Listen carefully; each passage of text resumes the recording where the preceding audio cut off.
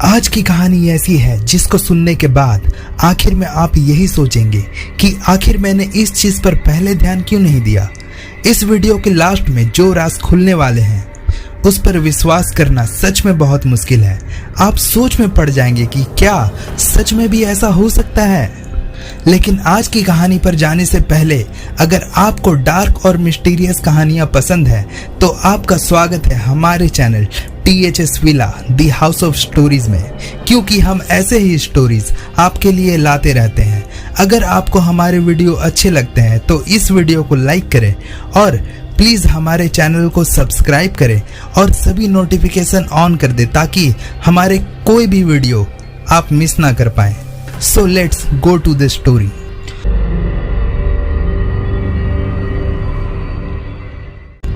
– 2006 में हैदर क्वान 21 साल की एक कॉलेज स्टूडेंट थी जो एरिज़ोना के छोटे से रेसिडेंशियल टाउन डेजर्ट हिल्स में रहती थी। हैदर बचपन से ही ऐसी थी जो लोग अंदर से दुखी होते थे या जिन्हें समाज ने भुला दिया था उन्हें अपना समय देती थी। इसी वजह से जब वो एक टीनेज थी तो वो अपने वीकेंड्स वंचित बच्चों के साथ सेवा में बिताती थी। यही वजह थी कि वो लॉ स्कूल जाना चाहती थी और एक डिफेंस लॉयर बनना चाहती थी, क्योंकि इससे वो प्रोफेशनल तरीके से भी ऐसे लोगों की मदद करने का काम कर सकती थी जिनको उसकी सख्त जरूरत थी। वो किराए के घर में अपने बॉयफ्रेंड रेयान वॉलर के साथ रह रही थी जो 18 साल का था और एक बड़ा ही गन एंथुसियास्ट और एक स्टूडेंट था। उस साल इस जोड़े ने क्रिसमस के दिन रेयान के पिता डॉन से मिलने का प्लान बनाया, लेकिन जब वो दिन आया और डॉन ने उनके लिए डिनर बनाया और जब वो उनका इंतजार कर रहे थे वो वहां आए ही नहीं। डॉन ने दोनों से संपर्क करने की भी कोशिश की, लेकिन जब वो नहीं कर पाए तो उन्हें बहुत ही बुरा एहसास हुआ कि कुछ तो गड़बड़ है। ये उनके लिए एक बहुत ही शॉकिंग बात थी कि इस तरह से वो ना आए। डॉन ने वहां खुद जाने के बजाय लोकल पुलिस को बुलाया और उनसे एक वेलफेयर चेक करने का रिक्वेस्ट किया। तब पुलिस एरिज़ोना के डेजर्ट हिल्स में हैदर के घर पहुंची। उन्होंने दरवाजा खटखटाया लेकिन अंदर से कोई जवाब नहीं मिला। उन्होंने शीशे से अंदर झांका, तब कुछ लाइट्स ऑन थी लेकिन घर ज्यादातर अंधेरा ही था और वो ड्राइव वे में खड़ी कार देखकर नहीं समझ पा रहे थे कि ये घर वालों की है या किसी और की। फिर पुलिस वहां कुछ देर खड़ी रहकर शीशे से अंदर झांकती रही लेकिन कोई भी मूवमेंट नहीं हुआ। फिर से उन्होंने दरवाजा खटखटाया और साथ ही साथ आवाज लगाई, हम पुलिस वाले हैं, हम वेलफेयर चेक करने के लिए आए हैं, हम बस ये जानना चाहते हैं कि तुम लोग ठीक हो या नहीं। इस बार जब उन्होंने खटखटाना बंद किया तो उन्होंने सुना कि डोर अनलॉक हो रहा है और फिर दरवाजा खुल गया। दरवाजे के सामने कोई और नहीं, रायन खड़ा था, पर उसकी आंख पर एक बड़ा सा निशान था। उसकी आंखें बिल्कुल ही काली पड़ी हुई थी और नाक पर भी एक कट लगा हुआ था। वो बस चुपचाप वहां खड़ा था और कुछ भी नहीं बोल रहा था और ना ही कुछ पूछ रहा था। पुलिस ने जब रेयान के पीछे देखा तो एक औरत को सोफा पर लेटे हुए पाया जो उन्हें लगा कि हैदर ही होगी, क्योंकि वही दो लोग थे जिनके लिए वो आए थे। फिर उन्होंने अपना ध्यान रायन पर लगाया और उसे पूछा, तुम्हारी आंख को क्या हुआ? रेयान थोड़ा हिचकिचा रहा था। उसने सीधा सीधा कुछ भी जवाब नहीं दिया। रेयान ने बस इतना ही कहा, मुझे पता नहीं, मुझे नहीं पता मेरी आंखों को क्या हुआ। पुलिस ने ज्यादा कुछ नहीं पूछा, लेकिन उन्होंने ये समझ लिया कि रेयान ज्यादातर ठीक है, बस थोड़ा सा अजीब लग रहा है। फिर उन्होंने पूछा, ये औरत कौन है जो सोफा पर पड़ी हुई है? क्या ये हैदर है? रेयान फिर से थोड़ा हिचकिचाया और कुछ ऐसा बोला, ओ वो बस सो रही है। पुलिस ने कहा, देखो हम यहाँ वेलफेयर चेक करने के लिए आए हैं। तुम्हारे पिता ने हमें यहाँ पर भेजा है तुम लोगों की हालत देखने के लिए। हमें अंदर जाकर उसे जगाना पड़ेगा और देखना पड़ेगा कि वो ठीक है या नहीं। पर रायन थोड़ा सा डिफेंसिव और वियर्ड था, लेकिन आखिरकार वो साइड हो गया। पुलिस घर के अंदर गई और सोफे के पास पहुंचकर जैसे ही उसने सोफा पर लेटे हुए उस लड़की को देखा जो हैदर ही थी, और उनको तुरंत ही पता चल गया कि वो सो नहीं रही है बल्कि वो मर चुकी है और शायद कुछ दिन पहले ही हैदर को सिर में एक सिंगल गन शॉट से मारा गया था। पुलिस ने तुरंत रायन को अरेस्ट कर लिया और अपने स्क्वाड कार में बिठा दिया। रायन ने अरेस्ट का कोई विरोध नहीं किया, लेकिन वो बार बार कुछ कह रहा था कि मुझे कुछ समझ नहीं आ रहा, मुझे नहीं पता क्या हो रहा है, मुझे ये भी नहीं पता हैदर को क्या हुआ। वो बस जनरली कंफ्यूज्ड लग रहा था। उसे पुलिस कार के पीछे कई घंटों तक बिठा कर रखा गया, जब तक और ज्यादा पुलिस और पैरामेडिक्स क्राइम सीन प्रोसेस करने और हैदर का बॉडी को मॉर्ग ले जाने के लिए नहीं आए। आखिरकार 26 दिसंबर की सुबह 5 बजे पुलिस ने रायन को, जो अभी भी पुलिस कार में ही बैठा हुआ था, फिनिक्स पुलिस स्टेशन ले गए क्वेश्चनिंग के लिए। उसके बाद जो इंटरोगेशन हुआ वो 1 घंटा तक चला और ये सब पूरा रिकॉर्ड भी किया गया। शुरुआत में सब कुछ रिलेटिवली नॉर्मल लग रहा था, लेकिन जल्दी ही रेयान और डिटेक्टिव के बीच सब बहुत अजीबोगरीब हो गया। इस इंटरोगेशन के एंड में एक चौंका देने वाला खुलासा भी होगा। इस पॉइंट से लेकर पूरे वीडियो के एंड तक हम आपको असली इंटरोगेशन के क्लिप्स दिखाएंगे। जब आप वीडियो के एंड तक पहुंचेंगे और जब सच्चाई का खुलासा होगा, विश्वास करिए आपको इसे बिल्कुल भी मिस नहीं करना चाहिए।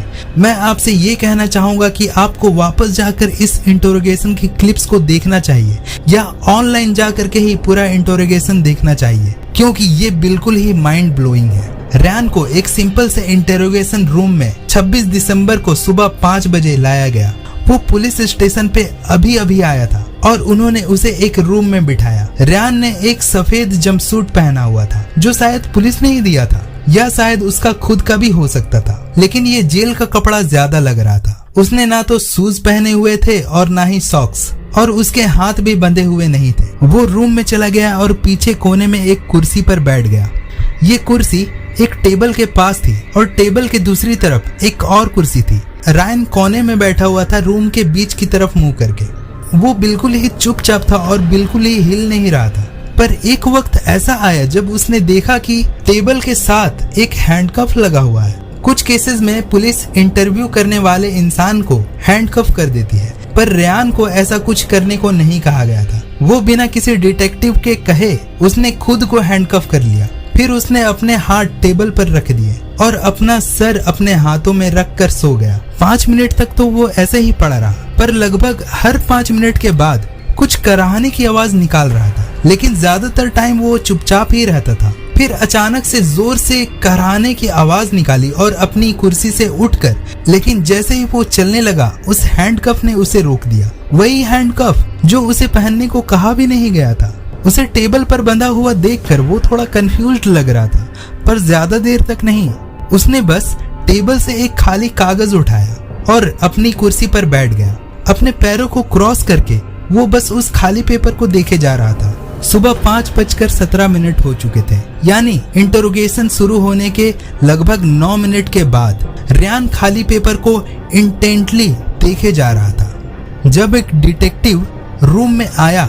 इस डिटेक्टिव का नाम था डाल्टन और उसने रेयान को इन्फॉर्म किया कि वो उसके पैरों की तस्वीर खींचने वाले हैं, इसलिए उसको अपने पैर टेबल पर रखने पड़ेंगे। पहले तो रेयान बहुत कंफ्यूज था और ये समझ नहीं पा रहा था कि ये क्या हो रहा है, लेकिन फिर उसने कंप्लाई किया और अपने पैर टेबल पर रख दिए। जब तक उसके पैर टेबल पर थे और एक ऑफिसर रूम में आया जिसके पास एक कैमरा और एक बड़ा किट था, वो अगले 10 मिनट तक रायन के पैरों की तस्वीर खींचते रहे। रायन के पैरों की तस्वीर खींचने और स्वैबिंग करने का ये लंबा प्रोसेस चल रहा था। इस 10 मिनट के सेशन के दौरान डाल्टन रूम में ही था और कभी कभी रायन उससे पूछता कि क्या वो घर जा सकता है, जैसे कि उसको पता ही नहीं है कि ये सिचुएशन उसके लिए कितनी सीरियस थी। जब डाल्टन उससे कहता नहीं तुम नहीं जा सकते, तो रेयान बिल्कुल ही फ्रस्ट्रेटेड होकर नाराज हो गया, बिल्कुल उस बच्चे की तरह जो अपनी मनमानी ना होने पर गुस्से में आ जाता है। सुबह 5:28 ये 10 मिनट का सेशन खत्म होने के बाद जब उन्होंने रेयान की पैरों की तस्वीर खींच ली और स्वैबिंग कर ली, दूसरा ऑफिसर रूम से निकल कर गया और डाल्टन ने दरवाजा बंद कर दिया। फिर वो टेबल के पास गया और रायन के ऑपोजिट साइड कुर्सी खींच ली और उस पर बैठ गया। उसने खुद का इंट्रोडक्शन दिया और बेसिक्स क्वेश्चन पूछना शुरू किया। उसने रेयान से उसका नाम कंफर्म करने को कहा, जो रेयान ने कर दिया। फिर उसने रेयान से उसकी डेट ऑफ बर्थ और सोशल सिक्योरिटी नंबर कंफर्म करने को कहा और रेयान ने वो भी बता दिया। उसके बाद उसने रेयान से पूछा कि क्या वो समझता है कि वो यहाँ क्यों है, क्यों उसका इंटरोगेशन हो रहा है, और रेयान ने कहा नहीं। इस पॉइंट पर डाल्टन ने कहा चलो ठीक है, मैं तुम्हें तुम्हारे राइट्स पढ़कर सुनाता हूँ। और यहीं से इंटरोगेशन का माहौल अजीब होने लगता है। डाल्टन जब रेयान को बोलता है कि उसके राइट्स पढ़ते हैं, तो रेयान ऐसे देखता है कि जैसे उसे कुछ समझ ही नहीं आ रहा। डाल्टन ने ये समझ लिया और उसने हल्का सा मजाक करते हुए कहा, रायन मैं तुम्हारे राइट्स पढ़ने वाला हूँ, बिल्कुल जैसे कि टीवी में करते हैं। तुम समझ रहे हो ना? रायन बस कहता है नहीं और डाल्टन भी कंफ्यूज हो जाता है। क्या तुमने कभी कोई कॉप शो नहीं देखा जहां वो लोगों को राइट्स पढ़कर सुनाते हैं? इस पर रायन का बिहेवियर थोड़ा बदल जाता है। वो थोड़ा डिफेंसिव लगने लगा था और कहता है हाँ देखा है। यहाँ डाल्टन को समझ आ जाता है कि रायन इस चीज के बारे में झूठ बोल रहा है, पर चाहे उसने क्राइम टीवी शो देखे हो या नहीं देखे हो, इससे कोई फर्क नहीं पड़ता। वहाँ एक अजीब सी खामोशी छा जाती है। दोनों एक दूसरे को देख रहे होते हैं। डाल्टन को पता होता है कि रायन झूठ बोल रहा है और रायन बस टोटली कंफ्यूज्ड लग रहा है। फिर डाल्टन सोचता है कि इस झूठ को इग्नोर कर देना चाहिए और रायन के राइट्स पढ़ने लगता है। उसके बाद वापस बेसिक्स क्वेश्चन पर आ जाता है। अगला सवाल था, हे रायन तुमने स्कूल में कौन सी क्लास तक पढ़ाई की थी? अब रायन रूम के दूसरी साइड देख रहा था। रायन के चेहरे पर एक ब्लैंक एक्सप्रेशन था और जब उससे ये सवाल पूछा गया तो उसने बस कहा मुझे नहीं पता। डाल्टन ने कहा तुम्हें ये याद नहीं कि तुमने स्कूल में कौन सा ग्रेड कंप्लीट किया है? और रायन ने कहा नहीं मुझे नहीं याद, शायद 8th ग्रेड। तो फिर से उसने अपना सवाल अचानक से बदल दिया जब उस पर दबाव डाला गया। डाल्टन सोच रहा था कि वो फिर से झूठ बोल रहा है, लेकिन अभी भी ये कोई ऐसा झूठ नहीं था जिससे कि कोई फर्क पड़े। फिर भी ये सब उनके बीच एक मिसट्रस्ट का पैटर्न बना रहा था। डाल्टन ये सोच रहा था कि अगर रायन छोटी छोटी चीजों के बारे में सच नहीं बोल रहा तो वो कैसे उस पर भरोसा कर सकते हैं। डाल्टन इस पर ज्यादा ध्यान नहीं देता और अगला सवाल पूछता है जो कि 8th ग्रेड पर ही पेश था। डाल्टन पूछता है तुमने GED लिया? GED एक हाई स्कूल डिप्लोमा इक्विवेलेंट होता है जो तब मिलता है जब तुमने हाई स्कूल कंप्लीट नहीं किया, और क्योंकि 8th ग्रेड हाई स्कूल से नीचे है तो ये सवाल नेचुरल था, तुम्हारे पास GED है या नहीं? लेकिन रायन का जवाब कुछ और ही था, टोटली कॉन्ट्राडिक्टरी और वियर्ड। GED है तुम्हारे पास? मुझे नहीं पता। डाल्टन ने कहा मुझे नहीं पता क्या? मुझे बस नहीं पता। क्या तुम बस घर जाना चाहते हो? तुम अभी घर नहीं जा सकते।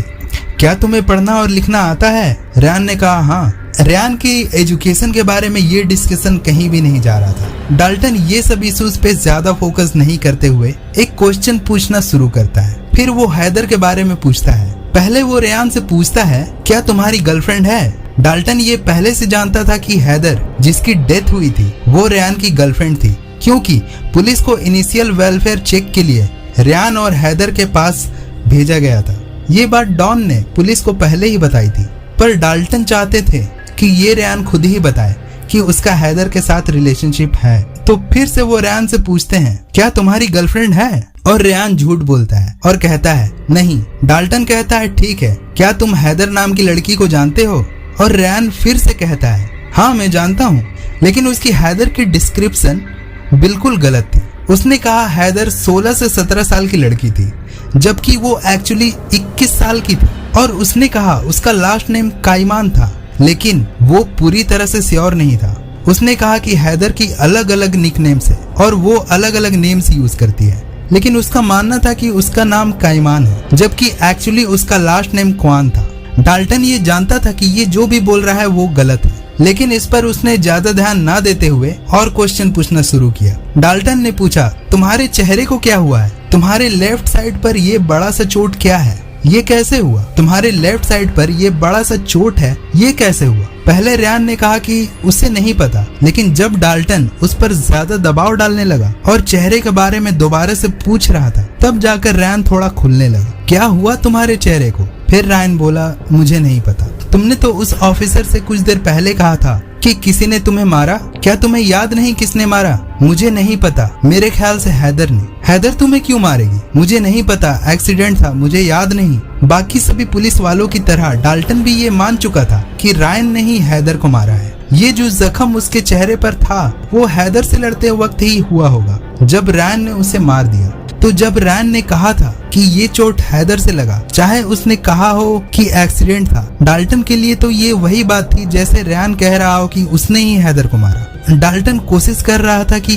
और ज्यादा स्पेसिफिक डिटेल्स निकाल पाए, लेकिन जैसे जैसे उसने ज्यादा क्वेश्चन पूछे उसने देखा कि रायन और भी डिफेंसिव होता जा रहा था और रैंडम सा इंफॉर्मेशन देने लगा था जो ज्यादातर गलत ही लग रहे थे। उसने ये भी सजेस्ट किया कि कम से कम 2 या 3 लोग थे उस घर में उस रात जब हैदर मर गई, लेकिन ये अनक्लियर था कि ये लोग रियल थे या नहीं। रयान पैनिक करने लगा और रैंडम बातें बोलने लगा। पर एक पॉइंट पर डाल्टन ने इस कन्वर्सेशन पर फोकस करने की कोशिश की, क्योंकि उसे लग रहा था कि ये सब रैंडम बातें कहीं भी नहीं जा रही है। डाल्टन ने देखा कि सब कुछ बहुत ही ज्यादा आउट ऑफ हैंड होता जा रहा है। रयान, तुम्हारे घर में एक लड़की मरी हुई है और मुझे इन्फॉर्मेशन चाहिए। रयान कंफ्यूज था। क्या? डाल्टन ने कहा, तुम्हारे लिविंग रूम में एक लड़की मरी हुई है, वो मर चुकी है। रयान शॉक्ड हुआ। क्या, हैदर? डाल्टन ने कंफर्म किया। हाँ, मैं हैदर की ही बात कर रहा हूँ। रयान ने कहा, मुझे इस बारे में नहीं पता। डाल्टन ने पूछा, तुमको मुझे बताना ही होगा कि उस दिन रात को क्या हुआ था। डाल्टन ने और जोर दे करके पूछा, जो लड़की सोफा पर थी वो मर चुकी है। रयान फिर से कंफ्यूज्ड हो गया। मुझे नहीं पता अगर वो सोफा पर है, लेकिन वो मर चुकी है। रयान का रिएक्शन कुछ ऐसा था जब डाल्टन ने पहली बार इंट्रोगेशन में कहा कि उसके घर में एक मरी हुई लड़की थी, तब वो एक जेन्युइन सरप्राइज से भरा हुआ था। पूरे इंट्रोगेशन में रायन पहली बार अपनी चेयर में आगे झुका हुआ था। उसने ऐसा रिएक्ट किया कि जैसे उसने पहली बार सुना हो कि हैदर मर चुकी है, और जैसे ये न्यूज उसके पूरे सिस्टम को शॉक कर गई थी। लेकिन कुछ ही सेकंड्स के बाद वो वापस से अपने वियर्ड बिहेवियर में आ गया था, और इस बार तो उसके पास एक अलग ही स्टोरी थी कि उस दिन हैदर के साथ क्या हुआ था, जो कि थोड़ी देर पहले तक उसे पता ही नहीं था। ये कैसे हो सकता है कि कोई इतनी जल्दी कोई स्टोरी बना ले? और उसकी बाकी सब जवाबों की तरह ये स्टोरी भी कॉन्ट्राडिक्शंस और होल से भरी हुई थी और बिल्कुल ही अनबिलीवेबल लग रही थी। रायन ने कहा, 2 लोग आए थे, रिची और उसका बाप। उन्होंने तीर धनुष से उसके ऊपर अटैक किया। डाल्टन कंफ्यूज था। हाँ तो? रयान ने बताया, उन्होंने मुझे और उसे मारा, बस। डाल्टन ने क्लेरिफाई किया, उन्होंने तुम्हें मारा? रयान ने कहा, हाँ। डाल्टन ने पूछा, तो रिची ने तुम्हें मारा, हैदर ने नहीं? रयान ने कहा, नहीं, रिची और उसका बाप, उन्होंने मारा मुझे। डाल्टन ने पूछा, क्यों? रायन ने कहा, मुझे नहीं पता, शायद वो कोई चीज वापस लेने के लिए आए थे और वो उनके पास बो और एरो भी थे। डाल्टन ने सरप्राइज होकर पूछा, बो और एरोस? रायन ने कंफर्म किया, हाँ, उन्होंने गन्स भी ले रखी थी और सेल्स भी नहीं छोड़े। डाल्टन ने पॉइंट किया, तुमने पहले कहा था बो और एरोस थे, अब कह रहे हो कि गन्स थे। रयान ने कहा, हाँ, उनके पास गन्स थे और उससे ही उन्होंने हमें शूट किया था। डाल्टन ने क्लेरिफाई किया, उन्होंने तुम्हें शूट किया? रयान ने कहा, नहीं, मुझे शूट नहीं किया, बस हैदर को शूट किया और मुझे स्लीपर होल्ड में डाल दिया। डाल्टन ने पूछा, ये स्लीपर होल्ड क्या होता है? रयान ने कहा, मुझे नहीं पता स्लीपर होल्ड क्या होता है। इवेंचुअली रायन ने भी स्लीपर होल्ड के नैरेटिव को छोड़ दिया और वापस से कहा, रिची और उसका बाप आए थे, उन्होंने हम दोनों को शूट किया। अब रायन की स्टोरी इतनी कॉम्प्लिकेटेड हो गई थी कि रायन की कहानी इतनी बार बदल चुकी थी कि अब बिल्कुल ही अनबिलीवेबल लग रही थी। डाल्टन, जो अपनी तरफ से पूरी कोशिश कर रहा था रायन की स्टोरी को फॉलो करने की, पर अब वो और इस स्टोरी को पचा नहीं पा रहा था। उसकी स्टोरी में कोई भी सेंस नहीं बन रहा था। डाल्टन गुस्से में बोला, तुम कहीं बो और एरोस बोल रहे हो, कहीं गन्स बोल रहे हो, तुम कह रहे हो उन्होंने तुम्हारे आंख में गोली मारी। रयान ने कंफर्म किया, हाँ, गन से आंख में गोली मारी। डाल्टन ने कहा, बीबी गन थी क्या? रयान ने कहा, नहीं, असली गन थी यार, रिवॉल्वर से मारी मुझे। डाल्टन हैरान था, रिवॉल्वर से आंख में गोली मारी और तुम अभी भी मुझसे बात कर रहे हो? तुम जिंदा कैसे हो? रयान कंफ्यूज्ड होकर बोला, मुझे भी नहीं पता यार, मुझे नहीं पता। डाल्टन ने दोबारा पूछा, तो गोली लगने के बाद क्या हुआ? तुम गिर गए? रयान ने कहा, हाँ, मैं उठने की कोशिश कर रहा था पर उठ नहीं पाया। डाल्टन ने फिर पूछा, और फिर हैदर को क्या हुआ? रयान ने कहा, उसे भी गोली मारी। डाल्टन ने गुस्से से कहा, तुमने 911 पर कॉल क्यों नहीं किया? रयान ने कहा, नहीं, वो सो रही थी, मैंने उसे सोने दिया। डाल्टन दोबारा से हैरान होकर बोला, गोली लगने के बाद कोई कैसे सो सकता है? रयान ने कहा, हाँ। डाल्टन ने कहा, ये बिल्कुल भी सेंस नहीं बना रहा है। इसके बाद तो डाल्टन ने पूरे पुलिस के अंदाज में रयान को बोलने लगा कि तुमने ही हैदर को गोली मारी है। रयान बार बार कहता रहा कि मुझे कुछ नहीं पता, मैंने कुछ नहीं किया। उसके जवाब बिल्कुल ही बिना सर पैर के और बिल्कुल उलझी हुई लग रही थी, जो कि कुछ भी सेंस नहीं बना रही थी। अब फाइनली सुबह 5:52 AM, लगभग इंटरोगेशन के 45 मिनट हो चुके थे। डाल्टन ने हार मान ली। उसे समझ नहीं आ रहा था कि रायन से कैसे डील करे। चाहे डाल्टन को यकीन था कि रायन ने क्राइम किया, पर रायन ने जो कुछ भी कहा उनसे उसे इंक्रिमिनेट नहीं किया जा सकता, क्योंकि उसके आंसर का कोई मतलब नहीं बन रहा था। फिर डाल्टन ने कुछ तो देखा। उसने रायन के फेस पर कुछ नोटिस किया। उसने रायन से कहा, थोड़ा मेरे करीब आओ तो जरा, तुम्हारे नाक पर ये क्या है? पास आओ, मुझे देखने दो। रायन दर्द में बोला, मेरा सर बहुत दर्द कर रहा है। डाल्टन ने फिर देखा और वो शॉक हो गया। रायन के चेहरे और सर में 4 गोली के निशान थे। रायन ने कोई भी क्राइम नहीं किया था, बल्कि वो भी एक विक्टिम था, जैसे कि हैदर थी। पर समहाउ रायन इस अटैक से बचा रह गया, जो दिसंबर 23 को हुआ था। वेलफेयर चेक करने के 2 दिन पहले 2 आदमी ने रायन और हैदर के घर में घुसने की कोशिश की थी।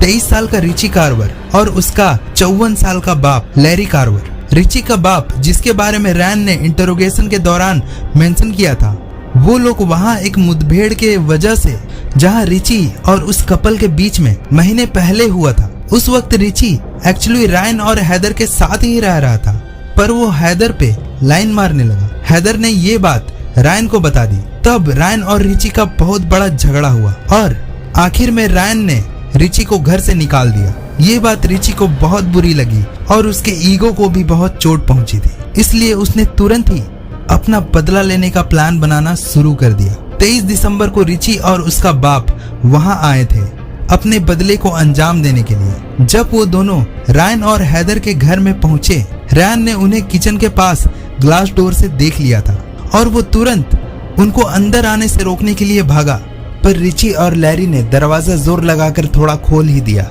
रिची ने अपना हाथ अंदर डाला जिसमें गन था और उसने रायन के चेहरे पर 3 गोली मार दी। पहली गोली उसके नाक से अंदर गई और दूसरी तरफ से बाहर निकल गई, और दूसरी गोली उसके बाईं आंख से गुजरी और दिमाग में ही अटक गई, जहां साथ में उसके खोपड़ी के 6 टुकड़े भी घुस गए थे। तीसरी गोली जो रायन के सर पे लगी, उसके खोपड़ी के साइड में ही लगी, पर अंदर नहीं घुसी। उस गोली से भी उसका खोपड़ी का एक टुकड़ा टूट गया था। ये चौथा गोली से बना छेद था। रायन जमीन पर गिर गया और बेहोश हो गया। रिची और लैरी ने सोचा कि वो मर गया है। उसके बाद उन्होंने वो दरवाजा पूरी तरह से खोल दिया और अंदर चले गए। उन्होंने रायन के बॉडी के ऊपर से गुजरते हुए लिविंग रूम में एंटर किया, जहां हैदर सोफा पर सोती हुई दिख रही थी। रिची सीधा उसके पास गया, उसके सर पर गन लगाया और एक गोली सीधे उसके सर पर मार दी। हैदर तुरंत गिर गई। उसके बाद वो दोनों कुछ सामान लेकर वहां से भाग गए, पर आखिर में उन्हें पकड़ लिया गया और दोनों को लाइफ सेंटेंस मिली। तो दोस्तों, कहानी कुछ ऐसी है कि रायन की गर्लफ्रेंड जो उसे सोई हुई लग रही थी, दरअसल वो मर चुकी थी।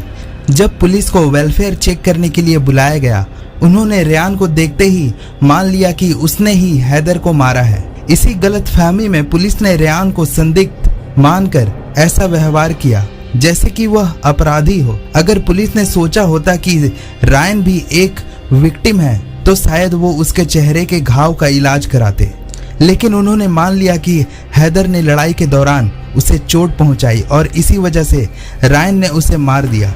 उन्होंने रायन को मेडिकल केयर देने की बजाय उसे पुलिस की गाड़ी में 6 घंटे के लिए बिठा दिया। इस 6 घंटों में उसके सिर के अंदर हो रही ब्लीडिंग की वजह से उसका दिमाग और भी ज्यादा डैमेज हो रहा था। आखिरकार रायन को पुलिस स्टेशन ले जाया गया और वहां भी उसे मेडिकल केयर नहीं दी गई। 2 घंटे के इंटरोगेशन में किसी ने उसके चेहरे के 4 बुलेट होल्स पर ध्यान ही नहीं दिया। हर एक सेकंड के साथ उसका दिमाग और ज्यादा डैमेज होता जा रहा था। इंटरोगेशन के अंत में डाल्टन को यह एहसास हुआ कि रायन के जवाब समझ में नहीं आ रहे और शायद उसे कुछ और हुआ है। जब उन्होंने रायन के चेहरे के होल्स को देखा, तब जाकर उन्हें समझ आया कि उन्होंने कितनी बड़ी गलती कर दी है। उन्होंने तुरंत एम्बुलेंस बुलाई। यहाँ पर फायर डिपार्टमेंट का एक क्लिप है जो एम्बुलेंस आने से पहले इंटरोगेशन रूम में पहुंचा। रायन को तुरंत हॉस्पिटल ले जाया गया, जहां उसकी इमरजेंसी सर्जरी हुई, जिससे उसकी जान बची। लेकिन इसका बड़ा नुकसान हुआ। सर्जरी में डॉक्टर्स ने न सिर्फ रायन का दिमाग का एक बड़ा हिस्सा हटाया, बल्कि उसके दोनों आंखें भी निकालनी पड़ी। हालांकि कुछ स्रोतों के अनुसार सिर्फ उसकी बाईं आंख निकाली गई थी, लेकिन फिर भी सर्जरी के बाद रायन अपनी स्वतंत्रता खो बैठा। दिमाग को हुए भारी नुकसान के कारण वह खुद की देखभाल नहीं कर सकता था।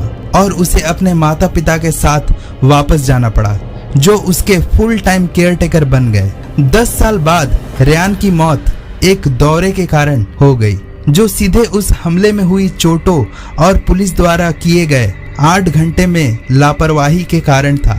फिनिक्स डिपार्टमेंट ने इस केस को गलत तरीके से संभालने के बाद एक इंटरनल इन्वेस्टिगेशन की, लेकिन किसी को भी सार्वजनिक रूप से सजा नहीं दी गई।